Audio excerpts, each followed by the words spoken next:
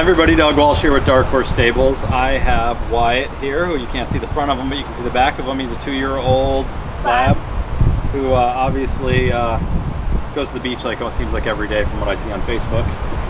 And I have Brooke Place with me, who is the owner of Percy, and Percy is the gray gelding that you've seen on Facebook doing a lot of cool things and you're going to see in the future. And he's been learning some bridleless stuff. He's been learning how to do all the obstacles. And we didn't have any footage of Percy before he came here, which he was telling me a little bit about Percy before he came here, because I want you guys to know what we did with him. Sure. So he's a hunter. He's shown for a number of years, recognized shows, and he's been shown in earplugs, as most hunters do. He's got increasingly spooky over the last number of years, and that was really what drove me to search out a different solution. Okay, good. And like when you say the last number of years, he's been in earplugs for what, like how many years? Like 7. Like 7 years. And so we talk about it, and Wyatt's over here eating the palm fronds. Can he chew on this? Sure. Okay, as long as he can chew on it, it's okay.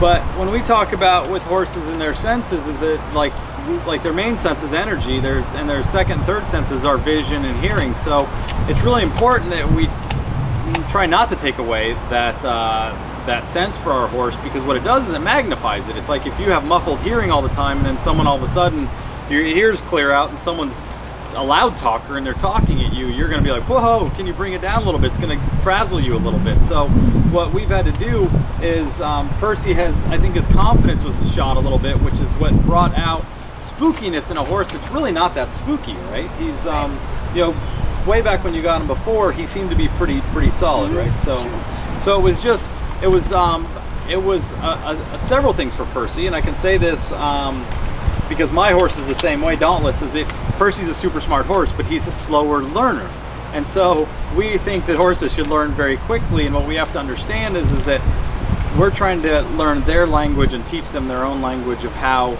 they should be, especially in the domesticated world where horses don't have other horses to really rely on to teach them the ropes.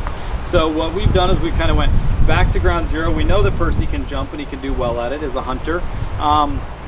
He had some really nice flat work training on him and he was pretty good. He just had forgotten a lot about how to use his body, so we had to kind of redevelop some of those things. We hadn't jumped him at all for the last couple months until yesterday, right? It was the first time we went over it, and he seemed to be fine going over some fences. So, but we had to teach him how to use his body, how to be more comfortable, but also it's not about what I can do as a trainer with a horse. It's really the partnership that you can have with the horse, because you know you're the one that rides them all the time, and so a lot of the majority of the time, unless I needed to really get on and say, how does this feel, I wanted you to develop that skill and develop that ability with him.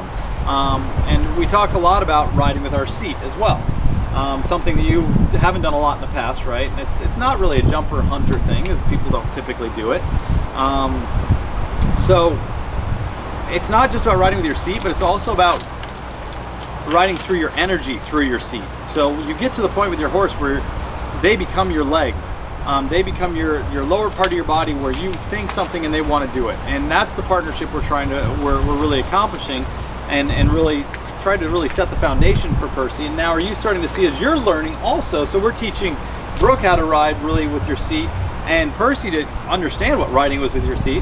And when you see us start to ride bridleless, it's not to go, hey, look at me, I can ride bridleless. It's to go, what type of partnership do I have with my horse? And the first time we started to do this a little bit, I'd say, okay, try to do this without your hands on the reins. And because we say to ourselves, oh, I don't need my reins, I barely use them. And then you take the reins away and you realize you really do use your reins more than we think so. And we were laughing today about riding from your seat to your hand, right? Well, that's what a lot of us are taught. I think the big mix-up in that is that, you know, seat should be the 98%, hand should be 2%, right? The 2% in your hands in the rein is just finesse, it's fine-tuning with your horse. But we were laughing a little bit that how many people have the opposite. They ride 98% through their hands and they ride 2% through their seat. So as we go through this journey, just kind of tell me a little bit about your experience going through the last couple months with him and what you felt and thought of it. Well, I think it's been really good with him. We've introduced him to a lot of obstacles, and that has really built his confidence. Being hunter. We went from like the barn to the ring to the barn to the ring to the barn, and we never really went off the property except the horse show. So being able to experience something different, and I think has really, because he got very sour about that.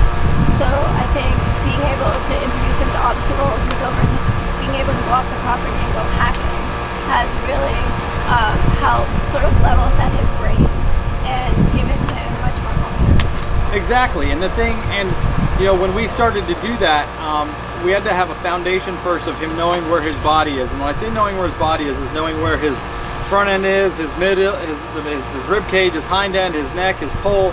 Everything should yield to energy as the best he can, so he understands when you ask something without being under saddle and saying this is what you're going to do, that he knows that this is where I put my feet. So when we started to incorporate obstacles, he knows he's got the confidence now how to move his hind end around, how to move his front end around independently, and then do it together. So when we start to go over obstacles, the obstacles are fun to learn, but they brought out a lot. We have a teeter-totter, and you've seen the teeter-totter. The thing about the teeter-totter is it shows you when that thing goes down, is your horse going to be pully on you naturally? Are they going to get nervous and want to pull through you? Can you move their feet where you need them to move? In the teeter-totter, you see Percy and Brooke turning around, doing a 180-degree turn on a platform that's only 4 feet wide. So, and he's not a small horse. So being able to teach your horse the fundamentals of how their body works, not just forward, just like people, we're forward-moving creatures, but left, right, and backwards, just like we're going forward, is what's going to help your horse to be the best. So then we're giving him the skills to start to use his brain, not to desensitize him. I'm not a believer in desensitizing. It's more about having him be sensitive to the aids that we're asking him to do things, but have him understand that he doesn't need to be worried about anything unless we get worried. Then he should be worried because we're his leader. But he follows our lead, and if we ask something, we want to take worry off the table, but he can look at different things that would in the past make him nervous and go, I don't have to worry about that today. A month and a half ago, I was riding in bridleless today, and a big truck pulls in with a trailer, and a month and a half ago, he probably would have like lost his mind a little bit. I didn't have a bridle on him. I'm just cruising around at the trot. He looked over at it, looked back at me. We kept about our merry way. So that's about him not being controlled by me, because it's not controlling by myself or Brooke. It's a partnership and having access to him, but him trusting us enough to go, I don't have to worry about this right now. So anything else you want to say about Percy? I don't think so. No? You happy? It's been fun. Yeah, it's been fun. Isn't it fun? Yeah, And that's the thing, right? We talked about this, is that when you get into anybody who's listening out there that's into the performance horse world, is that we do this, most of us do this for fun, right? Most of the people who ride are adult amateurs or kids that aren't professionals. So, you know, we do it because we want to have fun. And did it get to a point at one time for you where it wasn't fun? It's not fun, right? And if it's not fun for you, it's not fun for Percy. So you got to make it fun for both of them, because this is not a job for you.